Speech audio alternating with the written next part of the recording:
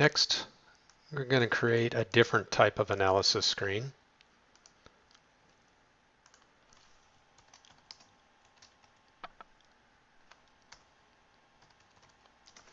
Rename it to My Analysis 2.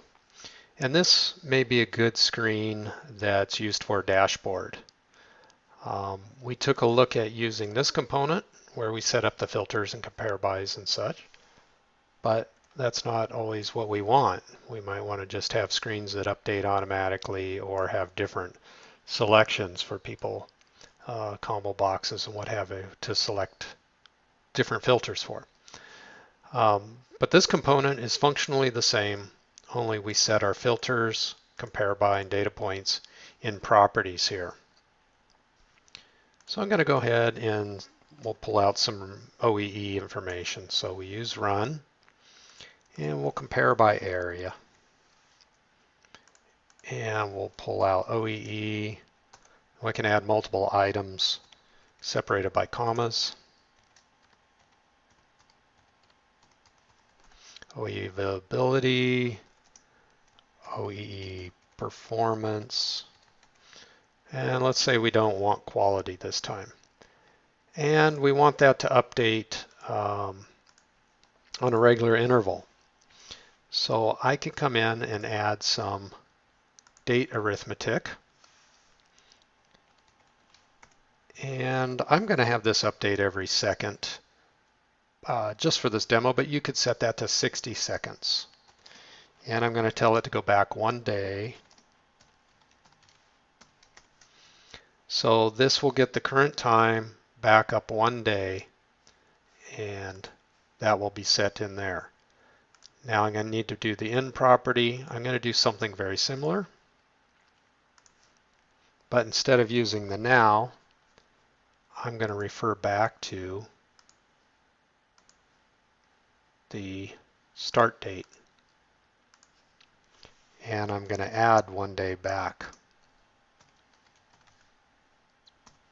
So it should start with yesterday. It'll go back 24 hours, and then the finish time or end time will be today.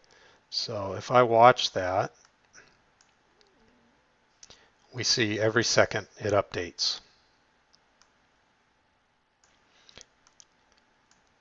Now we have some other properties. We have automatic update in here. And what that will do, it will update the data every time the date or a filter or some property changes. So because the seconds or the start date is changing every second, it's going to update every second.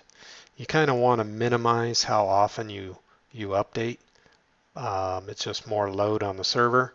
So if data is not really changing except for every minute, then you shouldn't have it any more frequently than that. Another property we have here is how do we want to put that data in a chart or a table.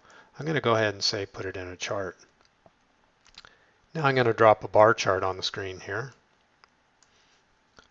And the data for the bar chart will go over to that analysis controller.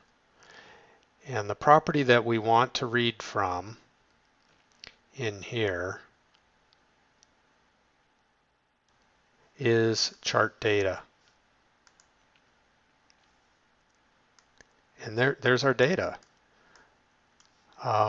Probably want to get rid of this default title on the side here.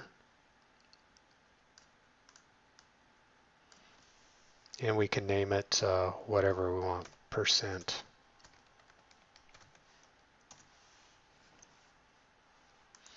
So we have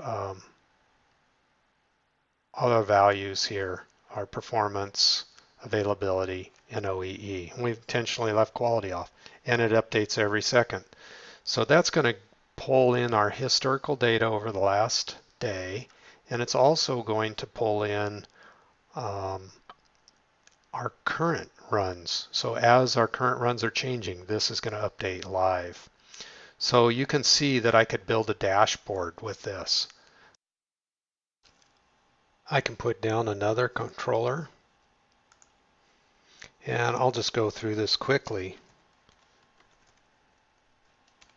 But if we wanted to get downtime information, And let's say we wanted to compare by area again. And our data points, downtime, minutes, and occurrences. The dates will just bind to the other analysis controller, start date.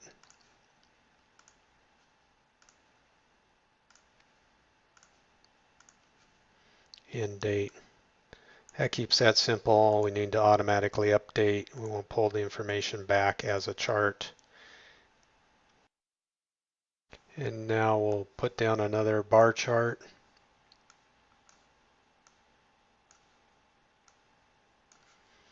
And this one we will point to Analysis Controller 1, chart data. And there's our data there. So we just mixed two different types of controllers on the screen and displaying the data. And we can customize it and make it look good. We can put selections on here of combo boxes to select the area if we want to filter by area. We also could put drill down capability on this. All those same types of things that we saw in previous sessions.